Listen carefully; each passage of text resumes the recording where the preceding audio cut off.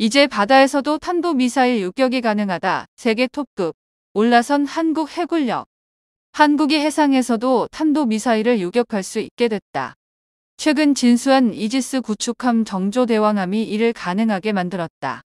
이번에 진수한 정조대왕함은 차세대 이지스함을 말하는 광개토삼 배치 1번 함이자 해군의 네 번째 이지스함인데요. 광개토3은 이지스함 사업명이고 배치는 성능 향상 단계를 의미를 한다고 합니다. 정조대왕함은 이미 전력화한 세 척의 세종대왕급 이지스함보다 훨씬 더 진일보한 이지스 방어 체계와 공격력을 갖췄다고 하는데요. 한국의 차세대 이지스 구축함인 정조대왕함 진수를 계기로 대중들이 이지스함에 대한 관심도 높아지고 있습니다. 과연 이지스함이 어떤 능력을 갖춘 군함이기에 한국이 계속해서 그 수를 늘려가고 있는지에 대해 자세히 알아보시죠.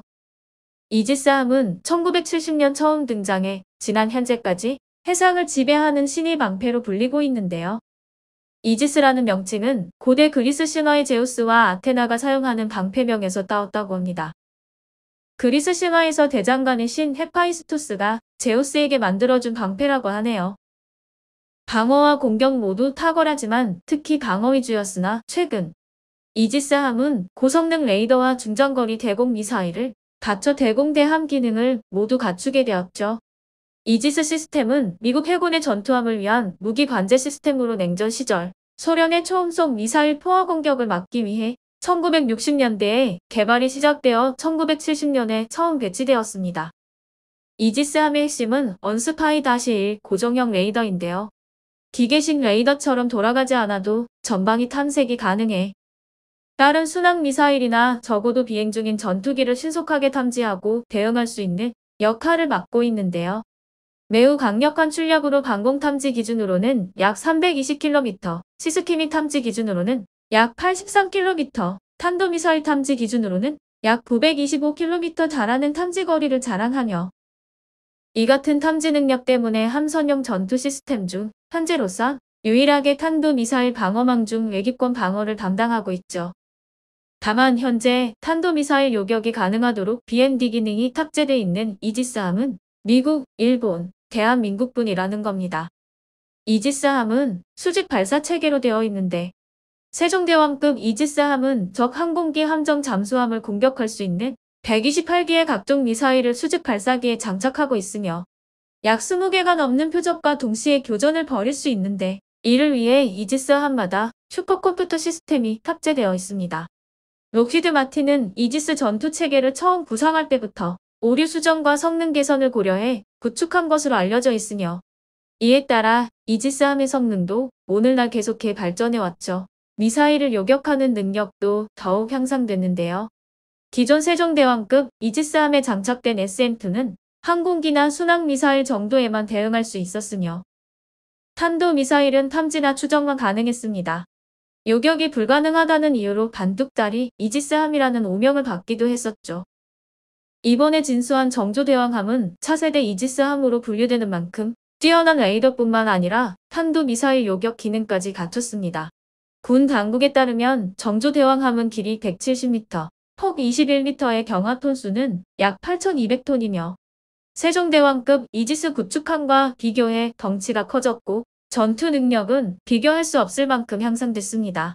이지스함 보유국은 전 세계 6개 나라뿐 특히 이 함정에 탑재되는 장거리 함대공 유도탄 SM-6는 대한 미사일을 장착한 전투기가 발사를 시도하기 전에 요격이 먼저 시도되며 2021년 4월 이 해군은 각종 패시브 센서로 수집한 탐지 정보를 융합해 SM-6를 발사 250마일 떨어져 있는 수상 표적을 명중하는 데 성공했다고 밝혔습니다. 정조대왕함은 2024년 말 해군에 인도돼 전력화 과정을 거쳐 실전 배치가 될 예정이라고 합니다. 해군 제독 출신인 이 교수는 한국도 정조대왕함 진수를 계기로 직접 탄도 미사일을 탐지하는 것을 넘어 요격까지 할 수 있는 강력한 한방을 갖게 됐다면서 이런 이지스함을 갖춘 나라는 세계적으로도 손에 꼽을 정도다. 한국의 해상군 능력은 세계 톱급이라고 말할 수 있을 만큼 위상이 강력해졌다고 말했습니다. 그의 말처럼 현재 이지스함을 보유한 나라는 한국을 포함해 6개국에 불과하며 현재 전 세계에서 110여 척 정도의 이지스 수량함 구축함이 실전 배치돼 있는데 이지스함의 종주국이라고 할 수 있는 미국이 90여 척으로 가장 많으며 이어 일본이 8척을 운용 중이며 스페인 5척, 노르웨이 4척, 호주가 3척을 보유하고 있습니다.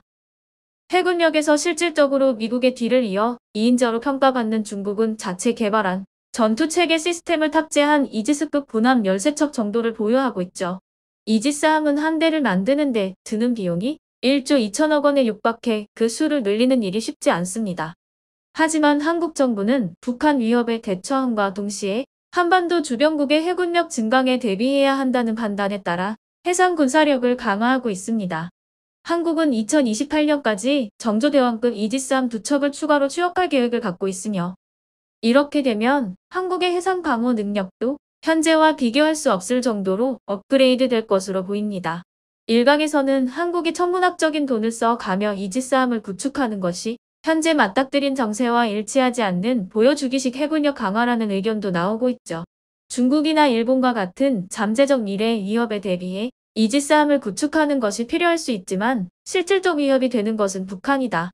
북한은 미사일도 미사일이지만 잠수함을 가장 많이 보유하고 있으며 잠수함 킬러라고 불리는 포세이돈은 한국 해군이 보유하고 있는 기존 P3보다 여러 면에서 뛰어나다는 평가를 받는 대잠 초계기로서 잠수함의 잠망경이나 바다의 이상 열이 감지되며 이를 추격하고 공격하는 기능을 갖고 있는데요. 현재 한국은 2023년 약 2조 원을 들여 포세이돈 6대를 도입 예정이라 합니다. 한국은 경항 모급 사업이 진행이 되어 건조가 된다면 항모 전단의 버금가는 북방력을 지니게 될 것으로 예측되고 있습니다. 유익하셨나요? 유익하셨으면 구독과 좋아요, 알림 설정까지 부탁드립니다.